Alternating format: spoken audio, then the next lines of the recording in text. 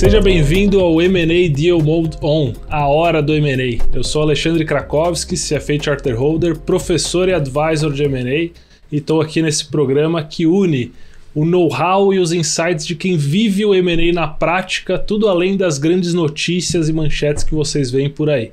E hoje, no episódio que a gente vai falar sobre Investment Banking Advisor, eu estou com um convidado de peso, o Diogo Aragão, ele que é Managing Director do Bank of America, é o Head da prática de M&A no Brasil e acumula mais de 16 anos de experiência em M&A e em outros bancos antes do Bank of America, passando pelo Credit Suisse. E o Diogo que acumula um track record impressionante de mais de 60 bilhões de dólares em transações realizadas. Diogo, seja muito bem-vindo ao nosso programa. Obrigado, Ale. É um prazer estar aqui, ainda mais para estar num ambiente diferente que normalmente a gente tem para discutir M&A, né? Normalmente a gente está nas salas de advogados ou nos calls com o investidor, e aqui a gente está num ambiente mais descontraído para falar sobre a prática que a gente entrega todo dia. O Diogo eu consigo falar aqui com testemunho próprio, porque ele já foi o meu advisor na minha época de executivo do Grupo Ultra, e participou de diversos deals e alguns deals que a gente vai comentar e passar aqui alguns destaques para vocês de transações, né? Então o Bank of America, primeiro, antes da gente começar, como que é a estrutura do BOFA hoje aqui no Brasil? BOFA é um apelido carinhoso, né, pro Bank of America. Não, legal. A gente tem, cara, cerca de 1.000 funcionários aqui no Brasil. Acho que por mais que as pessoas não tenham essa impressão, dado que o banco não tem uma presença no varejo, é um banco muito grande e muito representativo para a estrutura global do Bank of America. A gente estaria entre quarto e quinto maior escritório global do banco. Dessas 1.000 pessoas, você tem mais ou menos 70 dedicadas a bancos de investimentos, diferentes níveis. E aqui na plataforma de banco de investimentos a gente tem, acho que todos os serviços que o banco oferece globalmente. Então, e acho que muito parecido com os outros bancos de investimentos que também tem. A gente tem a prática de M&A, como você falou, mas a gente também atende ao mercado de capital, tanto em dívida quanto em equity. E aí, como também é prática nos maiores bancos, a gente tem mistura matricial, ou seja, todo deal que a gente trabalha, todo o assignment que a gente recebe, a gente trabalha tanto com um profissional de produto, seja M&A, ECM ou DCM, e também com alguém de cobertura daquele setor específico. Então, normalmente você vai ter 1 ou 2 bankers seniors por cada transação, e ainda um grupo de bankers um pouco mais novos, de VPs, diretores e analistas trabalhando para entregar a transação para o cliente. Então, e porque isso varia muito, né? O M&A, você pode atuar em diferentes setores e fazer transações, mas você tem um conhecimento específico do setor que é replicável entre o próprio setor, mas que o M&A ele é replicável para os diferentes setores, mas você tem a prática específica de cada setor. É daí que entra a figura do especialista. Isso, a gente sempre tenta trazer um especialista do setor em si e do produto. Alguns bancos trabalham um pouco diferente, você tem um especialista do produto, o especialista do setor é também especialista do produto, mas nos times, pelo menos principalmente aqui na América Latina, que normalmente são times menores que a gente tem nos Estados Unidos, você tem essa estrutura matricial e a ideia é você conseguir entregar o melhor dos dois mundos para o cliente. Tanto a expertise daquele produto em si, daquele tipo de transação que o cliente quer acessar, quanto a qualquer peculiaridade que tenha do setor, principalmente quando a gente está falando de M&A. É muito importante você conhecer o ambiente em que você está inserido, o ambiente em que esse deal vai ser feito, para conseguir entregar a melhor transação para o cliente. Legal. Começando então com o primeiro deal de destaque de hoje, Equifax e Boa Vista.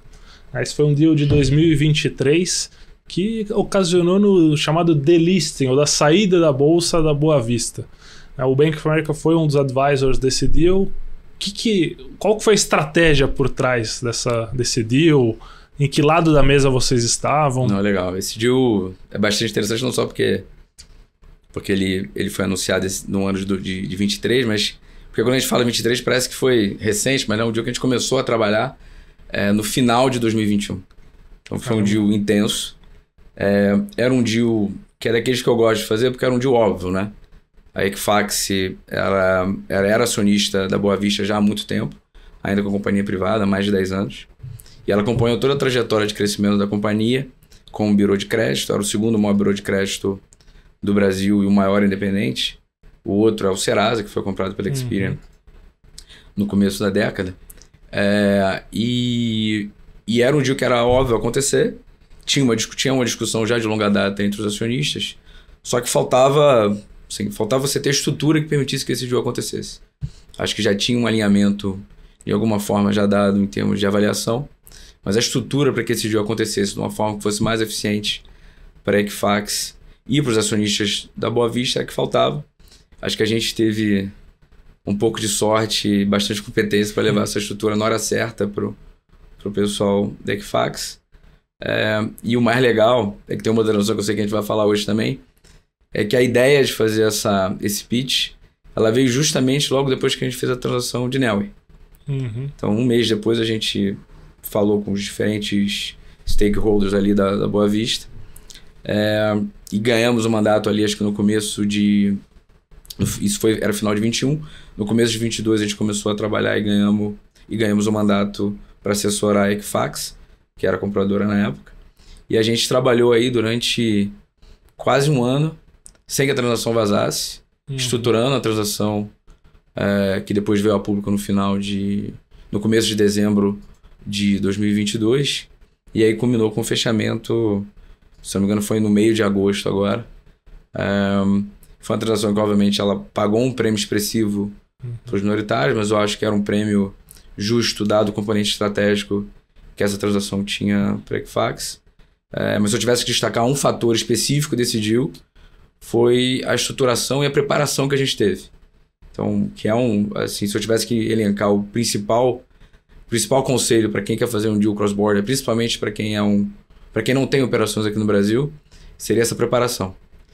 Muito legal. E são deals mais complexos. A gente fala aí de um período de preparação de quase 2 anos, de entender a estratégia de ir para o mercado e tudo isso mantendo a confidencialidade, ainda mais porque são empresas de capital aberto, empresas públicas. Então você vaza uma informação, isso tem impacto direto na ação e estamos falando de comprar ação com um prêmio, isso também pode ter um impacto na negociação que está em andamento. Da importância da confidencialidade. Como que o banco protege a confidencialidade dos deals que vocês atuam? Não, isso é muito legal. Acho que esse deal ele tem um pouco desse elemento, mas acho que a gente faz de forma geral. Então, como você sabe, todos esses deals a gente tenta o máximo possível não usar o nome das empresas envolvidas, então você tem sempre o nome para o projeto. E normalmente a gente tem os nomes que a gente designa cada uma das partes envolvidas para que a gente aumente a confidencialidade. Por mais que seja um time não tão grande comparado aos outros times do Bank of America, são 70 pessoas, a gente tenta manter dentro de casa um número mínimo que seja o mais eficiente possível de profissionais diretamente envolvidos, e a gente só divide essa informação que a gente chama no need to know basis, né? A gente tenta não dividir com quem não está na transação, não tem por que conhecer sobre aquela transação. Esse deal especificamente, a gente tinha muitos assessores envolvidos. Então, por mais que a gente consiga normalmente manter esse tipo de confidencialidade dentro do banco, nem sempre é fácil manter. Quando a gente tem outros assessores, a gente perde um pouco a prerrogativa de controlar a informação, quem tem essa informação. Então, acho que é muito de comprometimento do time como um todo. Nesse deal, por exemplo, a gente chegou a ter, em algum momento, salvo engano, 8 advogados envolvidos. Caramba. E a transação ela foi até, se não me engano, 15 de dezembro, que ela foi anunciada no mercado. Mas já tinha tido diversas trocas de minutas e etc. Então, acho que é muito de comprometimento do banco, das partes, né, do cliente e dos assessores. E esse tipo de prática dentro do banco, como premissa básica para fazer uma transação, de sempre tentar prezar pela confidencialidade do deal, sabendo desse tipo de impacto. Você comentou, então, já a nossa próxima operação em destaque de hoje, B3 e Neoway. A gente fala de uma empresa de Big Data e Analytics e de uma B3 que é uma potência e hoje o principal responsável pelo nosso mercado de capitais. Esse foi um deal bastante interessante também. Foi um deal um pouco atípico, digamos, em termos de processo. A Neoway já era uma empresa cotejada há muito por várias dessas empresas que se envolvem nesse setor de Data Analytics. A B3 no final do dia ela não foi um front-runner, ela chegou um pouco depois. Mas ela foi muitíssimo eficiente no jeito que ela abordou a transação, no jeito que ela endereçou as principais preocupações e as necessidades dos vendedores. Acho que para os vendedores, por mais que fosse uma empresa high growth e estava seguindo um track um pouco diferente do que a gente poderia prever num deal de M&A para venda de 100%, eu acho que o final o desenho final da transação acho que acabou agradando todo mundo, tanto o comprador quanto os vendedores. E aí teve a peculiaridade de você ter, como é comum nesse tipo de empresa, né, com esse perfil de alto crescimento, você ter uma base de acionistas muito pulverizada. Então a tomada de decisão de venda, ela não é fácil, né? Ela precisa de algum catalisador interno ou alguém que arregimente esses acionistas para conseguir viabilizar o deal. E eu acho que a gente conseguiu fazer isso de forma bem eficiente para atender um time da transação e conseguir uma transação que fosse boa para os vendedores que a gente estava representando. Isso é super importante, né? Porque na época, né, eu estava numa série C, então já tinha passado ali por várias rodadas, já tinha vários investidores no cap table e você tem que alinhar todo mundo para o mesmo objetivo ou alguma transação que seja benéfica para vários investidores que entraram em diferentes etapas da empresa e do processo. Exatamente. Acho que essa que é a grande dificuldade, né? Quando você fala de um deal de uma companhia, vamos chamar da economia real, que não está nesse growth track, como estava a Neoway, normalmente você tem um investidor financeiro e o fundador, ou uma família de fundadores, mas você sempre tem alguém ali que capitaneia essas ideias, né?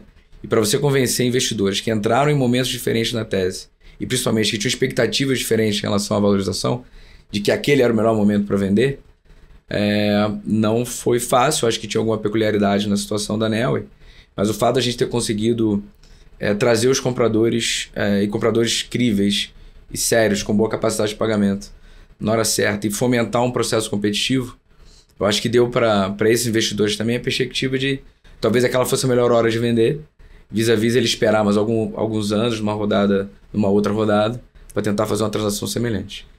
Muito bacana, Diogo. E é interessante que essa sua experiência, ela passa, a gente falou agora há pouco de crédito, agora estamos em Data Analytics, e agora o próximo deal em destaque a gente passa para produtos químicos, para indústria química. Como que é a cabeça do advisor em virar a chavinha de um setor para o outro a cada momento? Você está de manhã falando de Data Analytics, à tarde falando de produtos químicos. Como que é essa organização?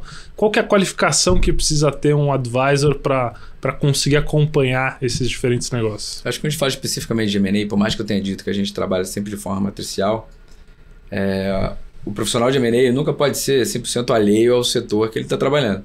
Então, alguma coisa ele tem que conhecer até para ele poder articular bem durante o processo, nas interações com buyers, ou quando você tem que endereçar, por exemplo, fazer alguma reunião com o board da companhia, você não pode ser completamente ignorante daquele setor que você está trabalhando.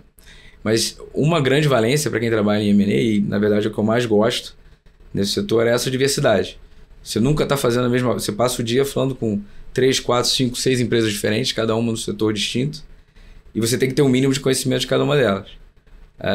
Confesso que no setor de chemicals é bem mais difícil desenvolver esse conhecimento, é um conhecimento muito específico. Cada companhia ocupa um nicho determinado, mas assim, acho que ao longo do processo, ainda mais quando você tem um cliente que ele é bem estruturado, você consegue desenvolver pelo menos um nível de conhecimento mínimo para te permitir articular durante o processo.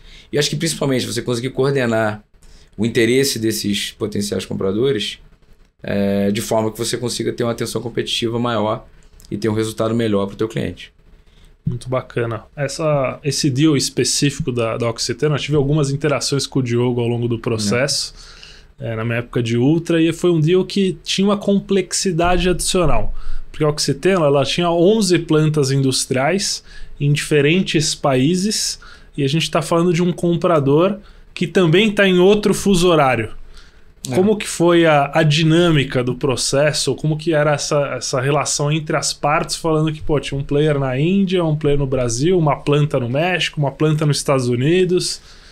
Isso foi bastante complexo nesse aspecto da diversidade geográfica, né? Não só, como eu falei, né, pelo fato de ser um segmento que tem bastante desses nichos, né? E você trazer um comprador que não tinha experiência no Brasil, uma experiência bastante limitada. Acho que ele tinha um negócio bastante pequeno aqui, que era a Indorama. E você lidar com essa diversidade não só dos buyers, porque tinham outros buyers também interessados e a gente teve que negociar com todos eles, da diferença de time zone, mas também das peculiaridades de cada um deles, né? Então, quando você fala num processo desse, com uma empresa desse tamanho, e se a gente for lembrar aqui e olhar no passado mais recente, não é fácil você ver um processo desse, num processo de venda organizado, com vários compradores e todas as etapas do processo que normalmente a gente corre no M&A, para uma empresa de 1,3 bi de dólar. E a peculiaridade desses buys, você conseguir se adaptar isso ao longo do caminho, ou seja, determinado comprador ele tem um passo para fazer a diligência muito mais rápido do que outros, ele prioriza dados ou itens da diligência diferentes do que um comprador, por exemplo, estratégico, como era a Indorama. E o que cada um, que eu acho que é o principal, tirando a parte maquinal do processo de M&A, que ela é quase que procedural, que você tem que passar por essas etapas de diligência, mas o que esse comprador quer ouvir? O que para ele é importante ao longo do processo? O que vai deixá-lo motivado para pagar um preço maior? E isso também vale para quem você está assessorando. Você conhece muito bem lá o pessoal do grupo. A Oxiteno era a menina dos olhos, era uma joia da coroa. E não foi fácil alinhar os astros ali para que fosse tomar essa decisão de vender. E ao longo do caminho articular com os diferentes participantes ali do processo decisório do grupo, de que era a alternativa certa e que era a alternativa certa nas condições certas. E eu acho que a gente foi bastante feliz. Eu acho que para a Indorama também foi um excelente deal, porque eles conseguiram montar uma plataforma pan-regional aqui na América Latina, ainda com a presença nos Estados Unidos. Eu acho que para o Ultra foi um marco importante, talvez na revisão que eles fizeram mais recente do plano estratégico deles, focando em outros tipos de negócios. Fez no mesmo período a venda da Extra Pharma, a venda da Connect Car, a venda da Oxiteno, para focar no core, que é o oil and gas, e hoje buscando algumas outras alternativas também dentro dessa linha de energia. Boa. Então acho que temos essa complexidade adicional de um deal cross-border e com diferentes time zones. E o próximo deal em destaque que eu queria trazer aqui, o da Argo. Esse foi um deal de 3,5 bi de real. O que estava por trás desse deal e de que lado da mesa que vocês estavam também nessa negociação? A gente estava assessorando o Patra, né, que era o dono da Argo. Então a Argo ela era uma plataforma de linhas de transmissão. Então tinha alguns ativos, algumas concessões de linhas de transmissão e que foram leiloadas ali, acho que mais no começo, lá para 2014, se não me engano. E elas estavam chegando num ponto de entrar em operação. Então, grande parte do portfólio, quando a gente começou o processo, se não me engano, todo o portfólio ele era 100% greenfield, era 100% não operacional. Ela tinha uma visibilidade muito boa de quando os principais ativos entrariam em operação, mas a gente começou o processo sem receita, sem emitir uma nota fiscal. E foi muito curioso assim, o nível de competitividade que teve, a quantidade de interessados. A gente, nesse processo, eu digo, esse processo foi dos mais organizados que eu participei, pelo menos no passado recente. Então a gente fez um processo bastante longo de pre-marketing, tentando identificar onde é que estava essa demanda. Se a demanda vinha de um chinês, se ela vinha de um local, se era alguém que já estava aqui no Brasil, alguém que queria comprar uma plataforma.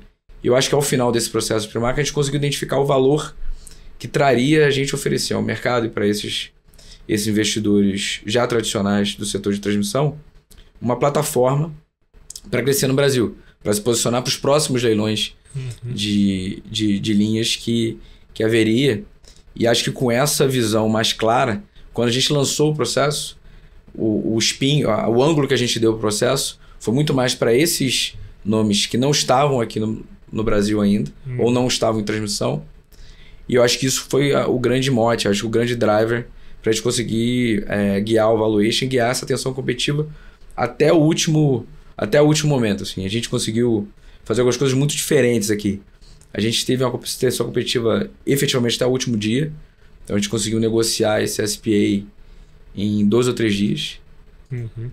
Se você lembrar bem, isso foi final de 2019.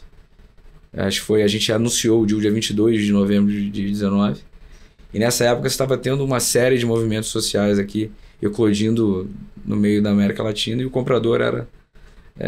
um dos compradores era colombiano. Então tinha uma dúvida ou uma preocupação muito grande de como é que esses eventos poderiam influenciar na transação.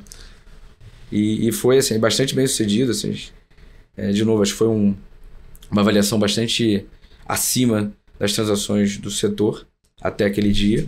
E a gente acabou trazendo 2 novos investidores que tinham pouca exposição ao Brasil, e depois fizeram outras transações aqui no mercado também, esse mesmo segmento. Isso que você comentou, né, ele é essencial para a parte da história do deal. Então, qual que é a transação, a estratégia que você vai contar para o comprador para ele se interessar pelo mercado, se interessar pelo negócio e valorizar pelo que de fato vale aquele ativo? Um dos principais desafios quando a gente fala de valuation, M&A, é trazer um valor, um range de valor para um negócio que não é um ativo fixo, né? Ele tem clientes, tem funcionários, tem propriedade intelectual. Como que vocês constroem esse processo de avaliação da empresa? É o que o mercado paga? Tem um estudo inicial? O que faz o BOFA, né, e o cliente entender que a oferta que eles receberam é competitiva ou ela pode ser melhorada? Isso é muito interessante. Isso que varia um pouco de cliente para cliente, da estrutura de cada um deles, né? Eu acho que você tem um componente de responsabilidade, de dever fiduciário, da gestão, da administração da companhia, quando ela decide vender um ativo, por exemplo. Então, necessariamente, eles têm que responder pelo melhor interesse dos acionistas. E aí, o que normalmente a gente faz é ter uma avaliação, uma visão bem cristalina de avaliação antes de começar o processo. Ou seja, você consegue identificar quando você distribui ou você se comunica com os compradores e tenta passar para ele uma visão de valor, você tenta antecipar essa visão de valor para o teu cliente, para que você não tenha nenhum tipo de desculpa ou de atrito na hora que cheguem as propostas. E principalmente identificar quais são os principais drivers, quais são os principais componentes daquela avaliação que mais criam valor. E tentar entender quanto isso está alinhado com a tese que você está passando para esses investidores. Ou normalmente, o que a gente faz também, quando a gente não tem esse componente de uma companhia que não tem um controle definido, ou uma companhia privada que está vendendo um ativo, você tenta antecipar como aquele investidor vai avaliar. Então, não necessariamente a visão do BOFA, mas é o BOFA representando uma visão, ou do assessor representando uma visão que aquele investidor terá no momento que ele receber aquelas projeções que a gente está dividindo com eles. Independente do nosso juízo de valor sobre a qualidade do ativo, sobre o quão críveis ou quão fáceis aquelas projeções são de ser entregues. É montado junto com a companhia, né, a projeção de negócio, ou até onde que ela consegue chegar, e se o comprador fizer uma avaliação daquilo, descontado o valor presente, a taxa dele, você já tem uma ideia de valor. Então a empresa esperar algo muito acima do que esse plano de negócio está falando, tá uma visão um pouco fora de mercado, passa a ser um valuation sentimental e não tudo embasado no plano de negócio. É isso aí. Acho que no final do dia, o valor da empresa é o valor que o mercado oferece. E a companhia que está vendendo sempre tem a opção de não vender. Ou normalmente tem essa opção. Então o que a gente tenta mostrar para o investidor, para o cliente, é essa visão que o mercado vai colocar no papel em algum momento do processo. Legal. A turma que viaja bastante costuma alugar carro, saindo, chega no aeroporto, tem que passar para alugar carro. O pessoal também que trabalha com Uber aluga muito carro para dirigir. E você tem as opções, você tem a Localiza, você tem a Unidas, mas hoje as duas viraram uma coisa só.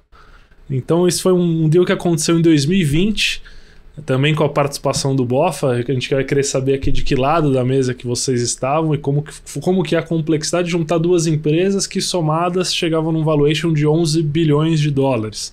Então estamos falando de uma complementariedade geográfica, de problemas regulatórios também na aprovação desse deal, que devem ter impactado bastante até a conclusão, porque eu cansei de ver notícias, Localiza Unidas, aprovou, não aprovou, está em andamento, está em negociação. Como que foi isso por quem estava vivendo o processo?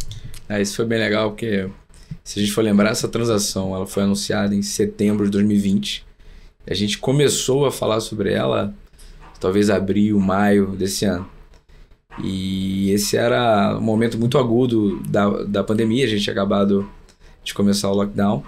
E você vai imaginar que duas empresas que dependem de viagem, ou dependem das pessoas em atividades fora de casa, o nível de apreensão que elas tinham.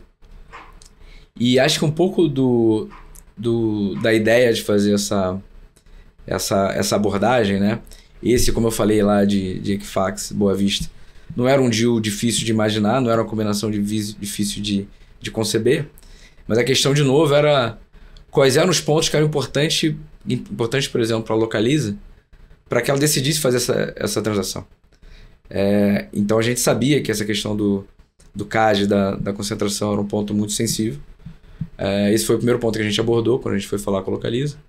Eu acho que outro ponto também para a Localiza, eles foram muito sensíveis, era uma maneira mais efetiva de você conseguir gerar valor para o teu acionista num momento tão difícil da indústria. Então, só o crescimento orgânico, eu acho que essa que é a decisão clássica, né? Só o crescimento orgânico nesse cenário mais complicado, mais convoluto, provavelmente não entregar o retorno que o acionista da Localiza estava esperando. Nessa transação você perguntou para que lado a gente estava, isso também foi bastante sui generis, então a gente trabalhou o dia inteiro como assessor das duas partes. A gente era o único banco envolvido até, sei lá, a semana anterior ao anúncio. A transação também tinha uma estrutura, além dessa parte da concorrencial, era uma estrutura mais complexa. Então, se a gente for lembrar, era uma combinação, mas ela também tinha um componente de caixa. Então, que foi dado, a Localiza ofereceu aos acionistas da Unidas uma linha de crédito, por assim dizer. Então, isso foi um dos elementos que trouxe mais complexidade para o negócio. E essa foi outra, que a gente negociou a transação durante praticamente 4, 5 meses, sem que nada tivesse vazado. E especificamente nesse setor, que é um setor que está sendo muito afetado pela pandemia, e uma empresa que as duas empresas têm uma liquidez muito grande, a Localiza das maiores níveis de liquidez da Bolsa, qualquer vazamento ali seria fatal para a transação. E depois da negociação, firmou as partes, entendeu ali quanto que cada um fica, vai ter uma saída de caixa. Como que funciona a aprovação disso? O que é o famoso CAD que todo mundo lê por aí? Qual que é o processo típico que acontece no CAD para um deal desse tamanho? Nesse aspecto, depois que a gente anuncia, né? Acho que o papel do banco ele acaba ficando um pouco mais acessório para a transação. Uma transação típica de M&A ela vai depender muito mais dos assessores jurídicos que conduzirão esse período entre a assinatura e o fechamento do que o banco. Nesse caso específico, acabou que o banco teve um papel também importante, porque dentro do processo de aprovação junto ao CAD, a gente já antevia que precisaria de algum tipo de desinvestimento. Então a transação, de certa forma, a transação maior, ela ficou condicionada ao desinvestimento de uma parcela menor dos ativos que vinham da Unidas.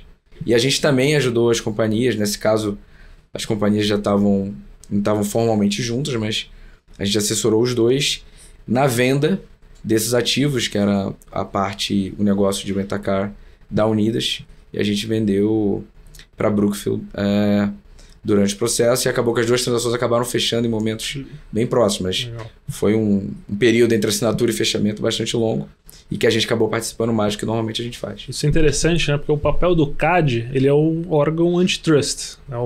Ele está olhando ali a parte concorrencial. Então ele vê como que o cliente vai ser impactado por uma fusão de duas locadoras desse tamanho. Você vai falar, o consumidor vai ter que pagar mais caro pela locação, porque ele não vai ter muita escolha. Ou ele pega da Localiza ou da Unidas, se só tem as duas em algumas regiões, consegue praticar preços acima do mercado. Então a estratégia do CAD é colocar alguns remédios, ele pode aprovar se não tiver concentração de mercado, ou colocar alguns remédios, que é o que o Diogo falou.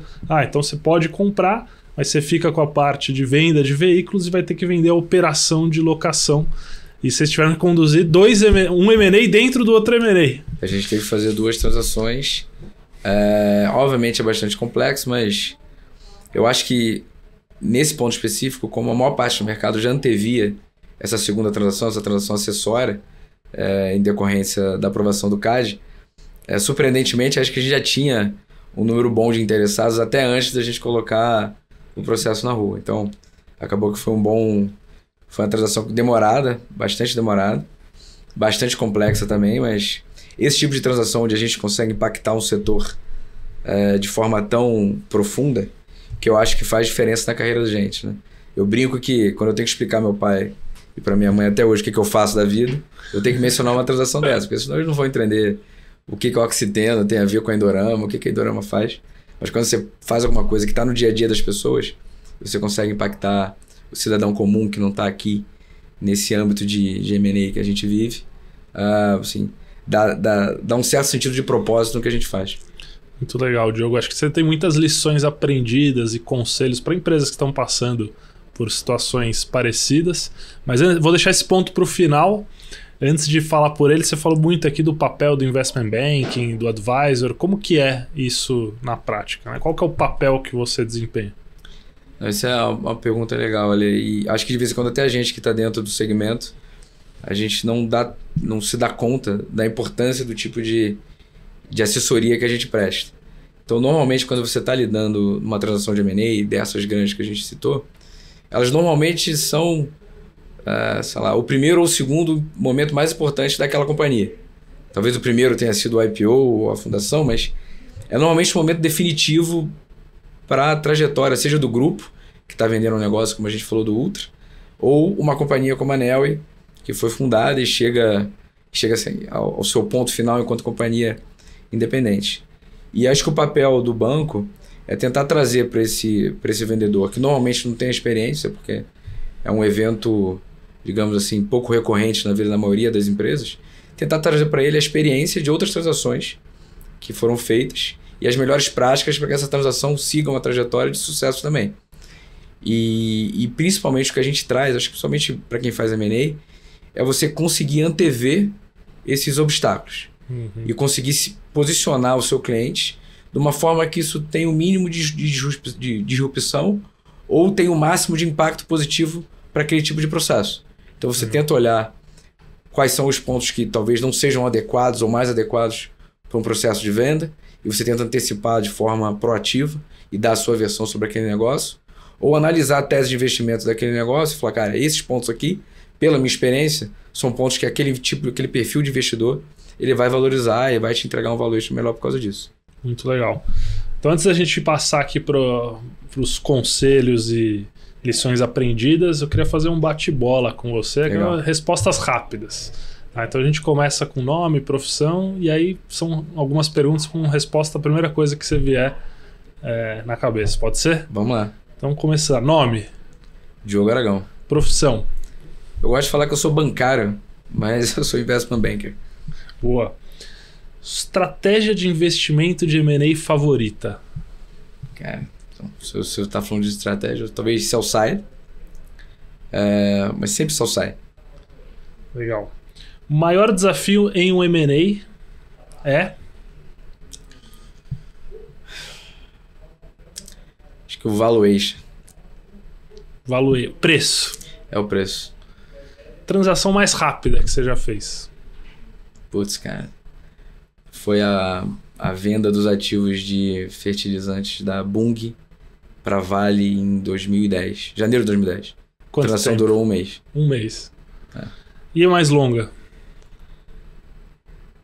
Eu arrisco dizer que foi essa da Localiza.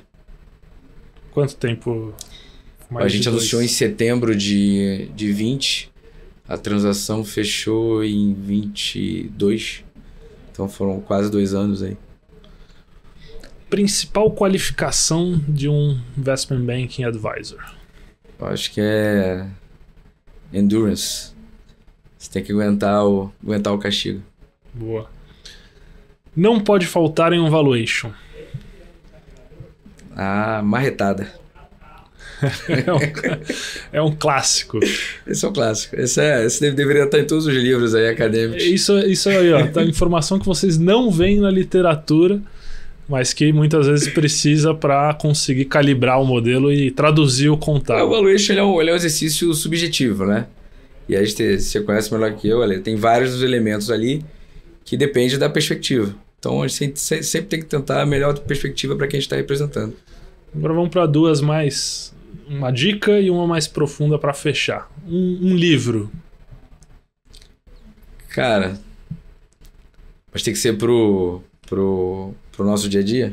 Ou algum que você acha que pode ser útil para alguém que tá buscando uma carreira no mercado, ou tá acompanhando o mercado, ou algum que você leu e que mudou a sua perspectiva. Se a ponto de vista de mercado, sendo sincero, não tem nenhum livro de M&A que seja definitivo, que você vai ter tudo que você precisa ali. Já fica a dica aí, hein, pessoal. De fato faz falta um livro de M&A, então se tiver alguém querendo escrever pode contar comigo para colocar um capítulo. Então já está o convite aqui para a gente escrever o próximo livro prático de M&A do mercado. É isso aí. Então acho que de M&A tem um livro que é bastante famoso lá fora, mas é um livro escrito por advogados, para advogados. mas ele tem uma abordagem bastante didática que chama The Anatomy of a Merger. Muito bom. Mas é um livro que eu acho que ninguém vai ler inteiro, né? Senão você não tem tempo para fazer deal. Mas pelo menos é um bom livro de consulta. Cara, é um livro que eu li que eu acho que ajuda, não necessariamente no seu dia a dia, mas te ajuda principalmente no M&A, na estratégia de negociação, em como você conduz essa negociação. É um livro chamado Think Fast and Slow, que acho que dá bastante de como é construído, como são construídos os vieses dentro da cabeça da pessoa, e te dá a oportunidade de, uma vez que você tem a noção de como é essa construção, você usar isso a seu favor durante a transação de M&A. Muito bom. E para fechar aqui, o que é sucesso? Cara, essa é a definição mais difícil que tem na vida de uma pessoa, né, cara? Se você perguntar o que é sucesso pra mim, cara, sucesso é você conseguir atender as expectativas que você tinha ao longo da sua vida. E as expectativas, elas variam tanto do ponto de vista profissional quanto de família. E eu acho que o sucesso é quando você consegue atingir um nível satisfatório, você nunca vai ter 100%, mas nas duas vertentes. Acho que uma sem a outra, acho que sempre vai faltar. Sempre vai ter um espaço ali vazio para você. Mas quando você consegue dos dois lados, do lado afetivo e do lado profissional, atingir um nível que, independente do que o mercado vê ou do que as outras pessoas veem, mas o nível que é consistente com o que você esperava, com o que você se preparou, eu acho que isso é uma boa definição de sucesso. Muito bom. Então, conforme prometido, para a gente fechar o episódio de hoje, lições aprendidas e uma empresa global que está buscando participar de um movimento parecido, como que ela deve se posicionar ou se preparar? Como a gente falou mais cedo, né, Ale? Eu acho que o nome do jogo para M&A é preparação. E essa preparação ela vai desde os aspectos mais mundanos de você ter os números auditados mais limpos, com poucos ajustes, ter uma visão muito anterior ao início do processo em relação às principais contingências que você vai encontrar, mas acho que principalmente antever os grandes obstáculos da jornada. Seja do ponto de vista do comprador, seja do ponto de vista do regulador, as dificuldades que você vai ter na aprovação do seu conselho. Então, que tipo de tópico do seu conselho, por exemplo, quando vai bater o martelo, vai querer olhar. Eu acho que o nome do jogo, para quem quer fazer M&A, eu acho que seja empresas grandes ou pequenas, é a preparação e essa capacidade de conseguir antever os problemas e as tendências, né, os obstáculos da jornada. Super bacana, Diogo. Esse foi o nosso episódio de M&A Deal Mode On, a hora do M&A. A gente falou aqui desde estruturação cross-border, né, de como manter a confidencialidade dos projetos, de processo de M&A, o que funciona, o que não funciona, do viés de como colocar bem a preparação da transação para maximizar o valor que está sendo visto e direcionar isso para os investidores, e alguns outros insights pessoais aqui do Diogo, e com certeza a turma vai aproveitar bastante. Diogo, esse foi o deal de hoje. Muito sucesso nos novos deals. E a gente se vê no próximo episódio de Deal Mode On, a hora do M&A.